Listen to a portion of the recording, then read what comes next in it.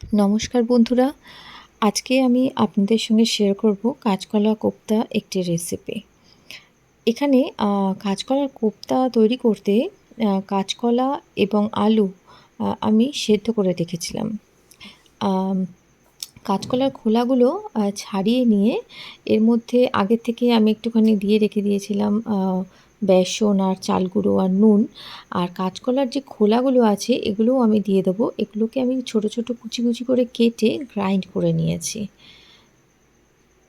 এগুলো যদি আপনারা চান স্কিপ করতে পারেন, কোনো অসুবিধা নেই, শুধু ভেতরেরটা দিলেও চলবে।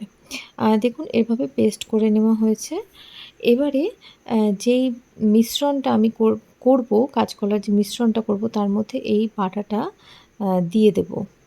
বাটাটা দিয়ে ভালো করে এটাকে মিক্স করতে হবে। তার আগে কিছু মশলা আমি এর মধ্যে দেব। দুটো আলু আগে আমি এর মধ্যে ম্যাশড করে মানে হাতে চটকে আমি দিয়ে দেব। আলুটা যদি আপনারা দিতে না চান তারাও স্কিপ করতে পারেন, কিন্তু আলুটা দিলে পরে খেতে আরটুখানি টেস্ট হবে বেশি।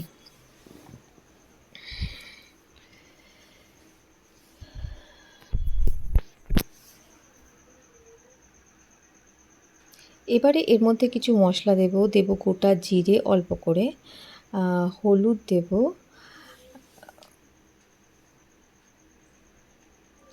একটুখানি দিয়ে দেব জিরের গুঁড়ো,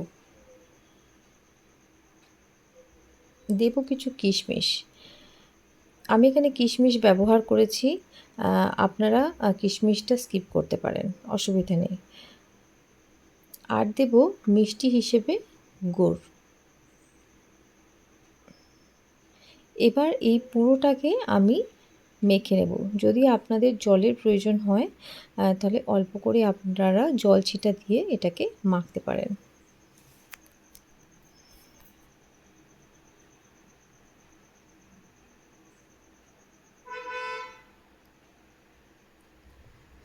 এবারে আমি টমেটো কুচি কুচি করে কেটে নিয়ে এটাকে পেস্ট করে নেব।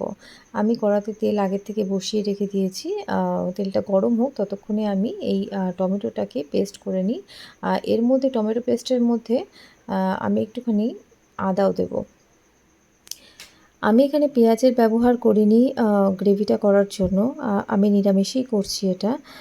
যদি আপনারা চান তাহলে আপনারা এখানে পেঁয়াজ ব্যবহার করতে পারেন। এর মধ্যে তাহলে আপনারা পেঁয়াজ দিয়ে গ্রাইন্ড করে নিতে পারেন।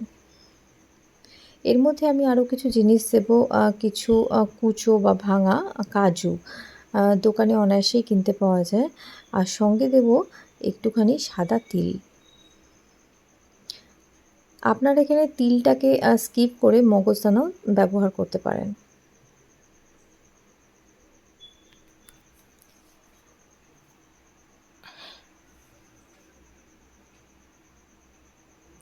কড়াতে তেলটা গরম হলে পরে আমি এখানে যে মাখাটা কোপ্তার মাখাটা করেছিলাম সেই কোপ্তার মাখাটা আমি কোপ্তার আকার গড়ে সেগুলো আমি ভেজে নেব।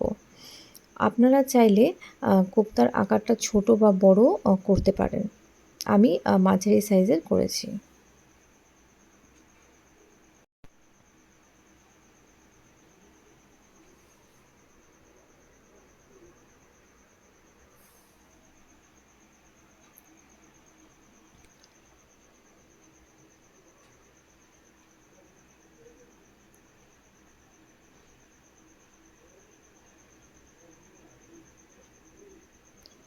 এইভাবে কোপ্তাগুলো আমি লাল করে ভেজে নেব।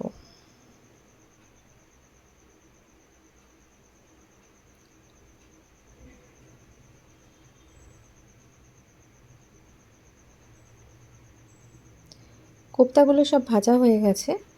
এবারে আমি কড়াতে একদম সামান্য তেল দেব, কেননা কোপ্তা ভাজতে অনেকটা তেল লেগেছে। তো সেই ক্ষেত্রে আমরা যে ঝোলটা বানাবো তার জন্য একদম সামান্য তেল দেব, যাতে শুধুমাত্র সেই ফোড়নটা দেওয়ার জন্য তেলটা, মানে মশলাটা কষানোর জন্য আমরা সামান্য জল ছিটা দিয়েও আমরা কষাতে পারি, অসুবিধা নেই।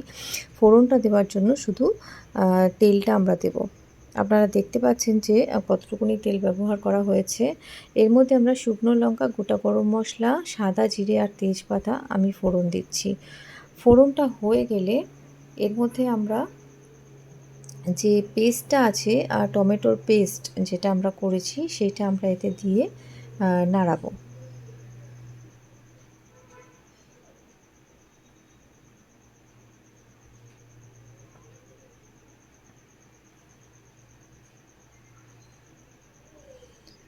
টমেটোর পেস্টটা দিয়ে আপনারা যখন নাড়াবেন তখন যদি জলের প্রয়োজন হয় তখন কিন্তু আপনারা একটু জল দেবেন এতে।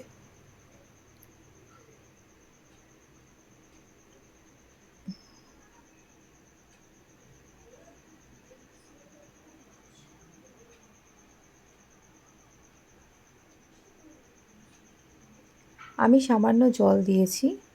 এর মধ্যে আমরা কিছু জিনিস আরও অ্যাড করব, যেরকম একটু নুন, একটু গুড়, হলুদ, কাশ্মীরি লঙ্কার গুঁড়ো, এগুলো আমরা অ্যাড করে নেব। একটু জিরের গুঁড়ো আমরা ব্যবহার করব, চাইলে আপনারা ধনের গুঁড়ো অল্প করে ব্যবহার করতে পারেন। আমি ধনের গুঁড়োটা এখানে স্কিপ করেছি।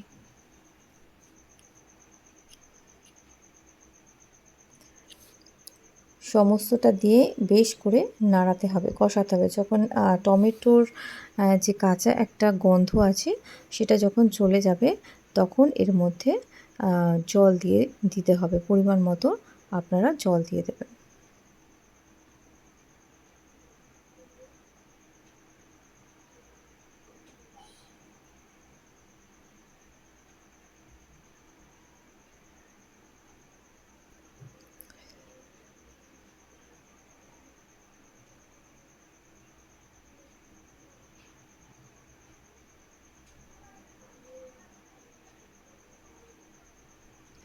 আমি এখানে রান্নাতে গুড় ব্যবহার করি। আপনারা চাইলে চিনিও ব্যবহার করতে পারেন। আসলে গুড়টা রান্নাতে একটা খুব সুন্দর একটা টেক্সচার তৈরি করে, খুব সুন্দর একটা কালার ধরে। আমার এখানে মশলাটা প্রায় কষানো হয়েই গেছে। এবার আমি এখানে পরিমাণ মতো জল দেব।